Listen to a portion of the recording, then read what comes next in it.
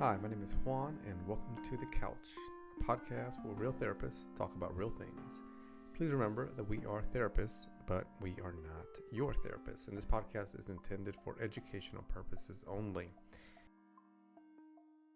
So today's podcast episode, this one's focused on adults,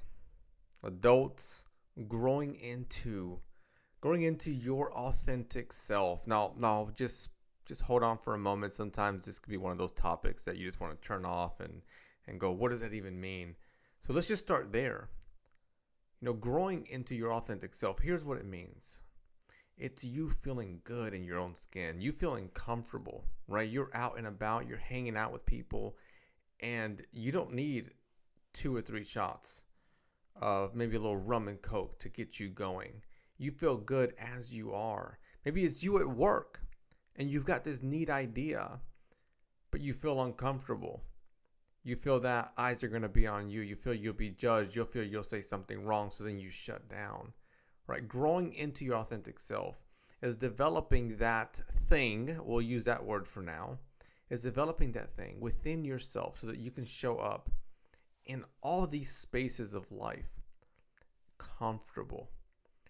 Right? I think it would really, it would make more sense is, instead of saying growing into your authentic self, maybe it should be growing into a sense of I'm comfortable. Like I feel good as I am right now. I feel good in this space. I feel okay. I feel that I can share what I need to share. And what's really neat about developing in this area, we'll go back to the term of authentic self, is that it combats depression, it combats anxiety. A lot of the mood disorders really were combating them. And here's what I want you to think about when it comes to developing into your authentic self. When you do not feel authentic, you feel anxious, you feel sad, you feel depressed, you have a hard time maybe standing up for your boundaries, standing up for your voice. Maybe you have a difficult time saying what you need to say because of X, Y, or Z. Could be 1,000 reasons. Struggling to grow and embrace your authentic self, it could mean that you feel lost. Myself as a clinician, I've worked with amazing, wonderful, beautiful people that have shared with me being lost in different places of life. It can be an 18-year-old that now is 25, graduating from college, and then they're going, what do I do next? Who am I? I know what I have become, right? My parents wanted me to be this type of person. I grew up in a house with these type of values, and now I'm working and I'm doing these type of things. But is that me? And that's such a challenging question, because here's what it is, right? We come into life and all of these variables start to program, right? They become our program. I was sitting down with this really amazing individual recently. I said, think about it this way. You come into life and you are a nice, device, right? You're maybe a tablet or a laptop, and it's blank. There's nothing on there other than, what's needed to turn it on, right? So that's just the foundation. And then from day one, you got this device, and different people start to plug in different programs for it. You got an application for this, an application for that, and every so often you got to upgrade, and maybe bugs get in there and whatnot. So that's what happens to a lot of us, right? We come into life, and our parents and uncles and grandparents and friends and cousins and peers and coaches and teachers and professors and employers, all these individuals, as we're in those developmental years, they start to dump a lot of programs into our life. And then what does that mean? That means that we start to grow and develop in that way. It's why now if you sit down with somebody and you say, tell me about the type of, dad or wife or husband or et cetera that you are, more than likely your answer is going to connect to something that you saw growing up during your development. Maybe you saw your parents grow up in a certain way. Maybe you saw that there was a neat movie that stuck out to you, or a book that stuck out to you. All of those, they're programs, right, that are downloaded onto you. And some of them could be really exciting. Some could be really wonderful. Maybe you value wellness and fitness and running because of these neat experiences you had with a parent. Beautiful, right? So you own that. And maybe for you, that is embracing your authentic self. So kind of keep that in mind, if you will. I want you to take a step back and I want you to think about, what does showing up authentic mean to me? What does showing up authentic mean to me?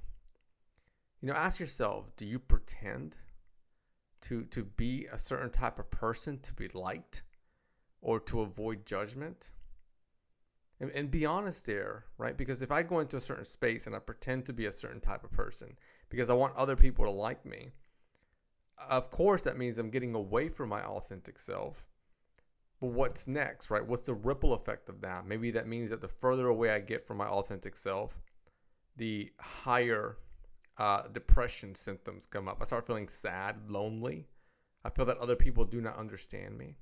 Maybe I get anxious because I'm trying to perform in my life versus just show up and embrace my authenticity, right? Embrace my genuine, true self. So a couple of items, with this topic that I want us to walk away with. I want us to walk away with the risk of not working on developing and embracing your authentic self. And we talked about some of those risks already. I want us to spend time and to look at how to actually do this thing, right? There's probably a lot of cool TikTok videos out there and YouTube videos and whatnot. But how do I do the work? Right? How do I start the work? What the heck is the work? And how do I know if I'm doing it right? Right? Those are all questions that maybe swimming through your mind and you're thinking about. As a clinician, I have a lot of individuals that do come to me or to our office over at Santos Counseling, and somewhere in there the conversation has to do with, I want to get closer to connecting to my values, connecting to my purpose, connecting to who I am, connecting to what makes sense to me, connecting to having a meaningful life, a meaningful personal life, a meaningful work life. And my friends, all of that, you put a big circle around it, and that's growing into your authentic self. Right? It's this giant circle, and we dump all of that in there. So some of the risks that have to do with not growing into your authentic self, right? And here's what I want you to visualize. I want you to visualize that you see yourself, right, standing 10 feet from you. And then right beside them, you see another version of you. Now, the version of you to the left, that version has a nice highlighter over it, so it sticks out. The other one is a bit more gray, right? I mean, you can tell there's some items there that really aren't sticking out. Now, what you notice is they're both you. And you also notice that one sticks out, one doesn't. Right? No different than if you have a sheet of paper and you use the highlighter. You got a yellow highlighter and you put it over some words. Those words stick out. The other ones are more in the background. So that's what you notice right away. And what you're seeing is this individual that is really running away, struggling, having a difficult time, lost in the process of embracing themselves. They're the one that's not highlighted. Right? They're the one that sometimes will go into a room and avoid being themselves because they think to themselves, if I'm myself, no one will like me. So they embrace becoming this other person. And the more that they embrace becoming another person to be liked, they start to lose their sense of identity, their sense of authenticity, their sense of their true self.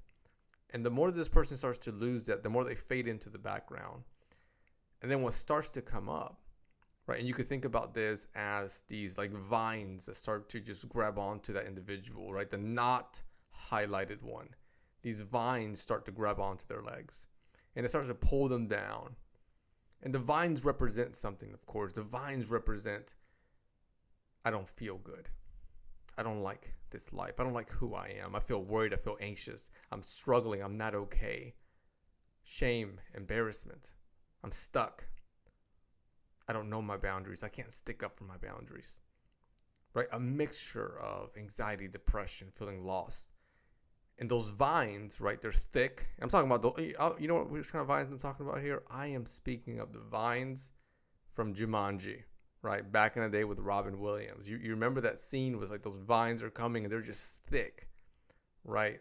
They're taking over that version that it doesn't have that highlighter over. And when I describe this to individuals, they go, that makes sense. It feels like something is pulling me in further away from who I want to be, who I need to be, who I should be, who I desire to be, who I deserve to be. So those vines are pulling them. And the further it pulls them, they start to lose their sense of self. And that image that was gray becomes a little more blur. Has a transparency effect where you can hardly see it there. Right now we can keep going that rabbit hole towards the risk of not embracing your true self, not growing into your genuine self, right? Honoring that self. Now the other version, the one with a highlighter on there, that version, of course, that version feels strong, that version feels organized, that version feels like it's going in the right direction. But I'll tell you something, that version is not perfect. That version has a lot of work to do, a lot of growth to do, a lot of healing to do. That version is not in a position of they've climbed a mountain and they're done. Right? And that's the beauty of embracing authenticity, of becoming your genuine, your true self and honoring that individual.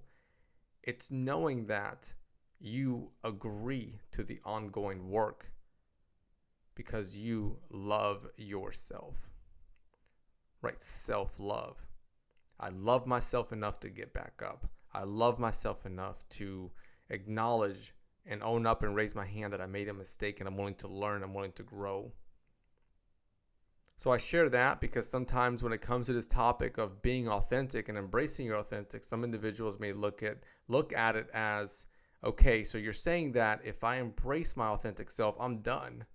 Like I know who I am and this is it. And no, that's not what I'm saying. What I'm highlighting here is more of an acceptance of a process, right? I'm committed to this journey of embracing my authentic self. And it's a neat journey because as you embrace that authentic self, you're going to learn more about you, more about what you're capable of, more about your likes and dislikes, your interests and things that bring joy into your life. Now, that individual on the other side, the one that's gray with the vines, they're not embracing new opportunities, right? They're not taking on new challenges. And then I want you to just pause for a moment. I want you to think about that. Think about challenges that you've embraced in your life, new opportunities you embrace in your life. What good, what beauty, what new knowledge came from that? More than likely something, right? Some substance came from those experiences. And then you look at that and you go, well, why? Why? Because you made a commitment to embrace your authentic self, right? To dive into this ocean of being kind, loving to this true self of you. Now, let's look at this journey, right? This process. One of the first things I want to share with you when it comes to being authentic and embracing your authentic self, it's knowing that it's not a one-stop shop, right? It is embracing life, right? I'm going to reword this for you. Me getting to a position of, I'm sitting down with my clinician says, Juan, I want you to embrace your genuine self, right? It's me maybe saying, I embrace my life, mi vida, right? Life in Spanish is vida. I embrace my life. And I'm willing to learn new things. I'm willing to engage. I'm willing to listen. I'm willing to fall. I'm willing to get back up. I'm willing to be humble. I'm willing to practice humility.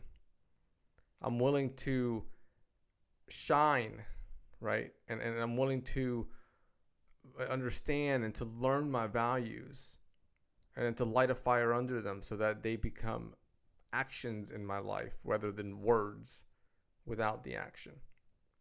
So here's some steps that we can go into when it comes into the process of being your true self, being your genuine self, right? Diving into that ocean. Number one, sharpen the tool, sharpen the saw of embracing imperfections. When you take an honest look at yourself, you're going to see many, many shades of you, right? You're going to see a version of you that you really like. This is an interesting one. More often than not, when I'm sitting with someone in a clinical setting, and then even outside of it with a peer, my spouse, a friend, my kids, I notice that we as people, we like that version of ourselves, that shade of ourselves that does a good job, right? The version that maybe wins, that gets first place or at least top 3.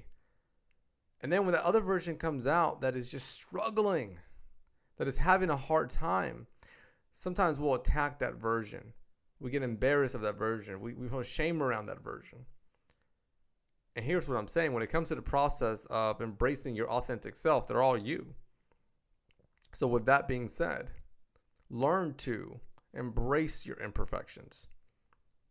Learn to embrace your imperfections. When you make a mistake, learn to grow from that mistake. A lot of this right here has to do with what's called fixed and growth mindset. If you get a chance, get on YouTube, type in their fixed and growth mindset examples. You're going to see a lot that's going to be given to you. Right? Fixed mindset is, I need to get this right. I can't make a mistake. It's one way to see something. Whereas a growth mindset is knowing that if I make a mistake, I can still learn, I can still grow. Right? I'm creative. I'm open. I'm embracing this process. Embracing imperfection. It's accepting both your strengths and your areas of improvement. Embrace imperfections in an honest way. Remind yourself you are a human, and as people, we make mistakes, right? There is error in us. We don't always get everything right. So one little exercise you could do, you do right now. Go ahead, get a piece of paper or say it out loud. Put some power behind it. Write down 3 strengths. Now, you know what I'm going to ask you to do next. Write down 3 areas of improvement. And here's the last thing I want you to do. I want you to show kindness to all 6. Show kindness to all 6. Next item that we can do when it comes to embracing our authentic self is diving into values. Right? Your authentic self, it is extremely connected to values. Right? And there's so many values. One value that I think a lot of individuals have, maybe wellness, compassion, boldness. I'm going to list off a few more values. Freedom, balance, ambition, integrity, discipline, commitment, courage, determination, freedom, accountability, achievement. Now, there's more. There's so much more, so many more. And when it comes to embracing your authentic self, yes, we need to know what these values are.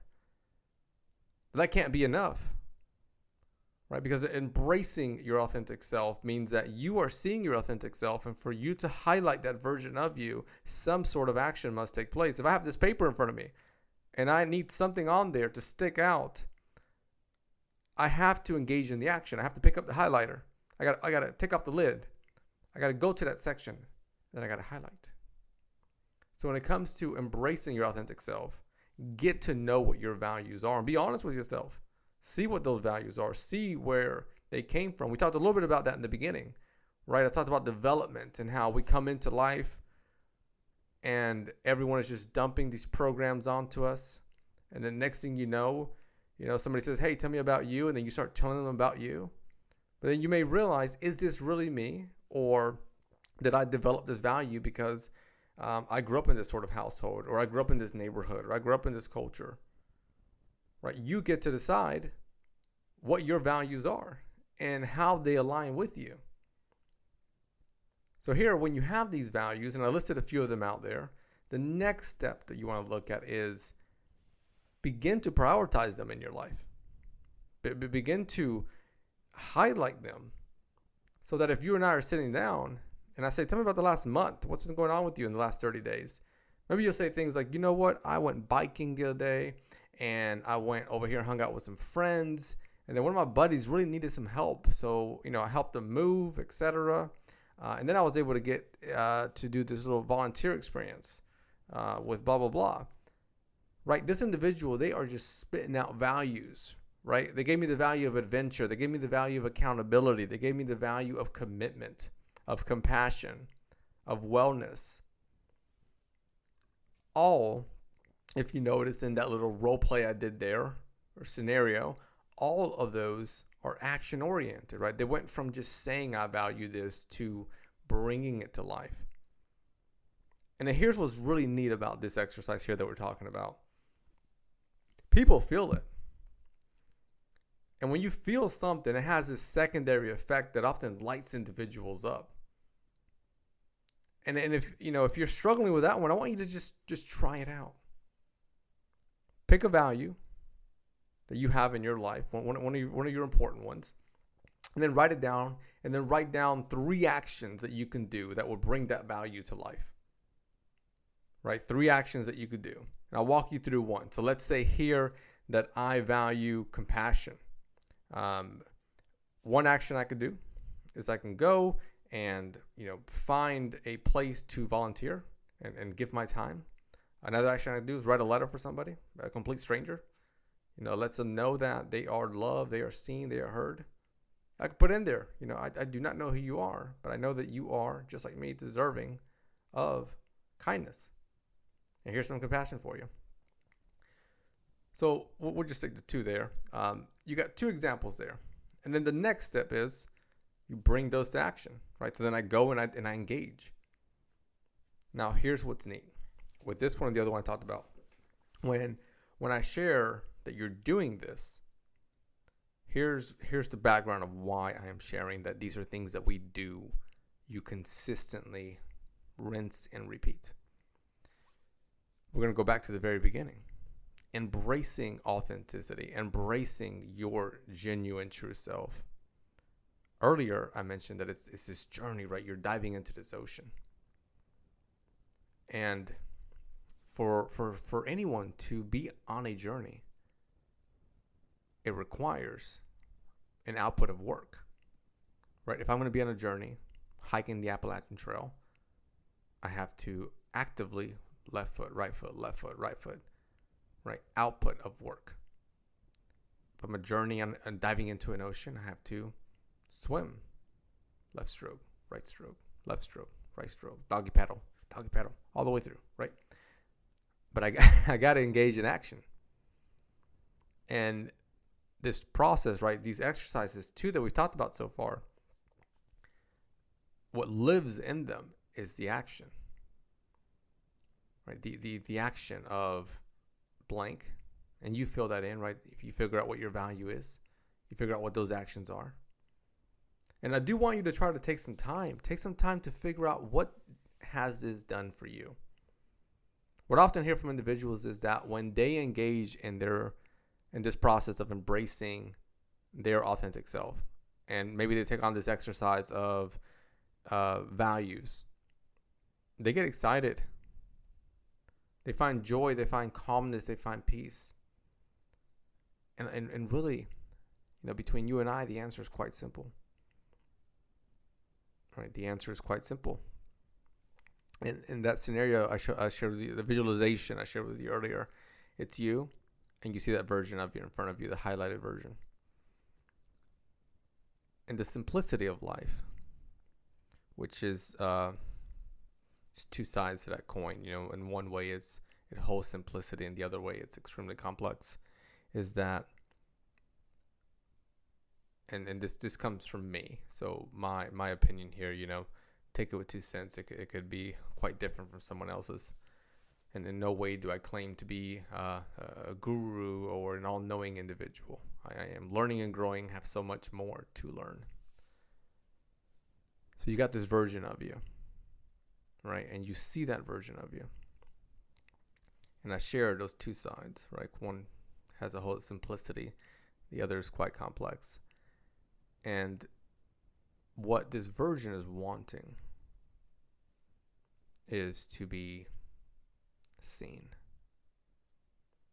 And when, and you think about that for you. When you get to be seen, right? When you are seen, so much comes from that. Someone sees your contributions. Someone sees your pain. Someone sees your beauty, your strength, your improvements, your kindness. Someone sees you, your capabilities. Someone sees your soul. And that, and in essence, is what most of us want in life. We want to be seen, because once we are seen, then the rest comes. Right? It's like a stack of dominoes. You hit that first one once you're seen, and then as they start to fall, what comes with it? Connection, embracement. You feel heard, etc., etc. So I want you to think about this in your life. How often do you actually allow yourself to see yourself for who you are? Right? To see. And I'm using see as such a massive word here. Right? Because when I see you, there's a lot in there. So when you see yourself, is there a lot in there? Third step that we can engage in to embrace our authentic self. This will be our final one. And there's more. Know that there's more. But you and I will be here all day long. And I've got 2 young kids that want to get on the Xbox and play a little bit of FIFA. And I do too. This final one, setting boundaries.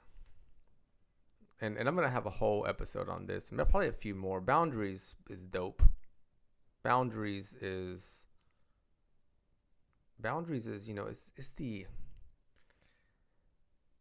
it's one of those core areas of life that, it can make it or break it. Boundaries is not it's not a want, it's a need. Right? Because when it comes to boundaries, it's honoring you. It's a sense of self-respect. It's honoring your values, honoring what's okay and not okay. And that's why I share that, to a certain lens, it's a need versus a want. Right? Because the want we can go without. A need, you go without it, comes consequences. Right? I need water, I go without it. After a while, I'm going to be in pain. And here, when it comes to embracing your authentic self, there are certain parts of you that require that boundary, if you will. So let's open up this page here on this book. We'll call it Setting Boundaries to Honor Your Authentic Self. And in this page, or chapter, it's probably a better way to lay it out, you're looking at what your values are. Right? You're looking at your own sense of autonomy, independence. Right? And I'll share with you an example of how this can be detrimental by not honoring your boundaries. Right? And that's why I use the word need, because need's a little bit louder than a want. If I have this boundary and it connects to my sense of self-respect, that I am going to be treated as a human being. Right? If someone is going to speak to me, they're going to speak to me. And this is someone that I'm going to build a relationship with. So let's just give context here. A significant other. Right? If I'm going to agree to this commitment of this relationship with my significant other, right? Before I've done any of that, I'm already knowing, right? I am knowing that for me to be my authentic self, for me to value and to respect myself and to honor myself, right? I need to be spoken with kindness, with love, with respect. Like, yes, be assertive. Tell me what you need to say, but remove the criticism. Do not speak to me with ill words of contempt. And the answer is quite obvious, right? Because if someone does, right, if someone does approach me in that way, and they do it over and over and over and over and over and over and over and over and over and over and over and over, that's a lot of weight to carry, right? And what happens is when we're spoken to that way just consistently, it starts to break us down. It's why people say things like, being in that relationship, it was so toxic that I lost myself, right? They're being completely honest there. Because when someone breaks when a space, a setting, a person, right, and boundaries are about you, right? So yes, there has to be that important part. When I am in a space and my boundary is being broken consistently, it can lead to this really harmful layer where I start to lose myself. And the consequence of losing myself goes right back to authenticity, right? Embracing myself. So if I am losing myself because this boundary is being broken, the more that I lose myself, the more disconnected I become from that version of me that makes me, that makes me feel alive. That version of me that has all those values we talked about. All that energy, all that love, all that beauty, all that courage. And if I am in a space consistently, day after day, week after week, month after month, year after year, that is just breaking down those boundaries, not respecting them, not honoring them, at some point, right, I am going to get closer and closer to that space of feeling down, feeling depressed, feeling lonely, feeling lost, feeling stuck, feeling anxious, right? Feeling undeserving of love. And the list goes on, right? All of these unwanted symptoms, the list goes on and on and on. Which is why it's so important, for us to dedicate time. And this topic here, it requires so many more of these episodes, or whether if you're working with a counselor, just a lot of work in this area of boundaries. For us, when we're looking at our topic here of embracing authenticity, embracing your genuine self, and honoring that genuine self, we must talk about setting boundaries. Now, setting boundaries, that's just step one, but we got to go to the step prior to that, and the step prior to that is, what the heck are the boundaries? My friend, what are your boundaries? What are your boundaries when it comes to physical space, when it comes to materials? What are your boundaries when it comes to your home, to language, to your relationships, right? The answers, we need those answers. Because without the answers, the next step of setting the boundaries becomes very difficult, right? How do you play a game without the rules? You're prone to have error or some difficulty there. Right? You show up to a soccer field with no ball, but you want to play the game. It makes it a little challenging. So here, honoring and embracing your authentic self, it requires knowledge of knowing what your boundaries are. And what often makes this challenging is we go right back to the very beginning, right? When I spoke about that we are born and we come into this life and we have our parents and our microsystem, that's the immediate environment around us, and everyone's just dumping so much stuff on us. And some is great, right? Some of it's great. We could learn how to be a great leader. But maybe, just maybe, we grew up in an environment where this thing called boundaries wasn't spoken about, right? Maybe we grew up in a house where it was violated, right? Strong word there. I got a little bit louder. Grew up in a space where it was violated,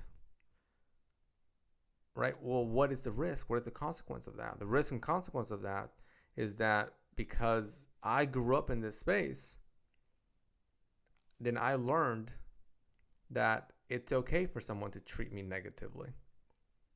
That it's okay for me to treat someone negatively. And then what happens? Well, now when we go into the topic of setting boundaries, it makes it really difficult. Because the boundaries that we're setting, we need to make sure that they are actually healthy boundaries.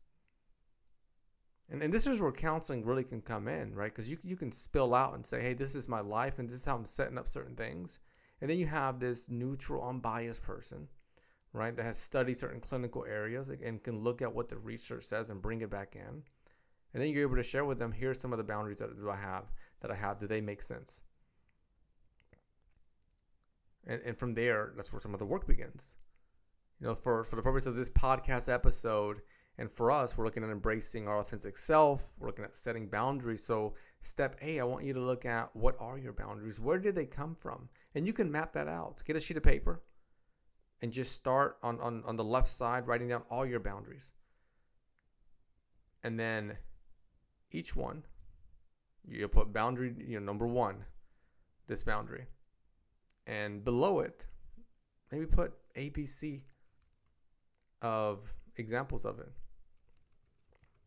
So, we'll use one here. Let's say an emotional boundary, right? So an emotional boundary here, we're talking about limits that connect to ourself, our relationships, such as our feelings, our thoughts, our emotions. And we want to be clear about these. So if I have a boundary, and my boundary is that I will not be in a space where someone negatively speaks to me using X, Y, or Z words, right, that are really destructive. I want to go, Juan, why do you have this boundary? Where did it come from? Then I go, you know what? I remember where it came from. When I was a kid, I remember sitting down and my parents would tell me, hey, it's really important for you to not allow yourself to be in spaces where people speak negatively about you. Like, you don't have to be there. You have a choice. You're able to say, I don't want to be here. You don't have to stay in a place where someone speaks to you poorly. You have the choice to get up and to go to a different space. All right, so it's like a mini example there where you can kind of see where it comes from upbringing. Now, let's say it's the other way. Say I grew up in a space and I'm just crying. I'm 10 years old. It doesn't feel good. My system around me is saying, you need to keep your mouth shut. You need to listen to this, and you can't go anywhere. And then 10 minutes after that, stop crying. I mean, come on, let's just hang out and have a good time. So we have this cycle here, right? Cycle of someone can treat me really poorly, and they expect me to put all of that under the rug and then be okay and then jump back into it and have a good relationship.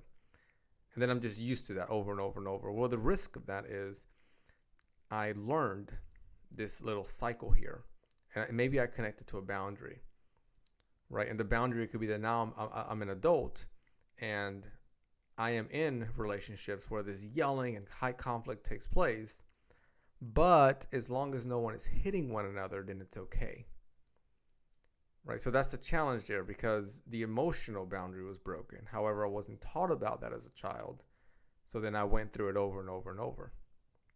Right, hopefully that's making sense. But if there's some parts there that aren't making sense, that's okay too. That's where sitting down with a counselor, learning a little bit more about this, right? Because this is a short podcast episode. We're not here all day. I'm behind the mic, and I don't have that access to you to be able to go deep into these layers. So I just want more hit on a top level with setting boundaries. Look at what your boundaries are, right? Jot them down, and then start mapping them out.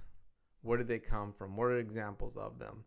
And then try to figure out, are these boundaries that I want to set? And here's a nice question you can ask yourself. By setting this boundary, how does it honor my authentic self? And if that's still not clear, then you could even throw a value in there and go, by setting this boundary, how does it honor my values? This process here, right? These 3 areas that we talked about: setting boundaries, creating clear values, embracing imperfections. Those are 3 core areas, and there's more, right? There's plenty more, which is exciting. That's wonderful news when it comes to embracing your authentic self, and when it comes to being you, right? Loving yourself, appreciating yourself, honoring yourself. Now, as we finish up this episode, I want you to think about people in your life. Do you have a friend where you're thinking, I think they're a little stuck.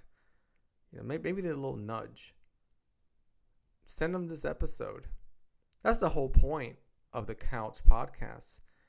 I'm on here sometimes. I'm on here sometimes with Counselor in the Practice, JC King, and at other times probably going to be other individuals on here. The foundation to it, though, foundation is very similar to the foundation of the mental health practice, Santos Counseling. It's a place to help other people. And that's it. I think life will and can be just a little easier to navigate, because life is tough, right? Like, there's no sugarcoating it. There's beauty in it, right? Sometimes sunny days are exciting and it feels great on your skin, but then there's some hard moments, and there's some things that we just aren't taught, that we go through, and then we got to figure out how to navigate these trenches. So the foundation to this podcast, it's a space to help others, a resource, somewhere you can come on and you can listen, and maybe your mood was at a 2 out of 10, 10 being the highest, and now it's at a 5. Well, wonderful. Let's see what you can do with that 5. I know I'm excited to see what you can do with that 5. So I'd love if you share this with those in your circle. Let the community know, let your friends know. There's a podcast in the neighborhood called The Couch. Talks about different topics focused on mental health. At the end of the day, we're here to help. I appreciate you listening. Have a fantastic morning, day, afternoon, wherever you're at. I appreciate you.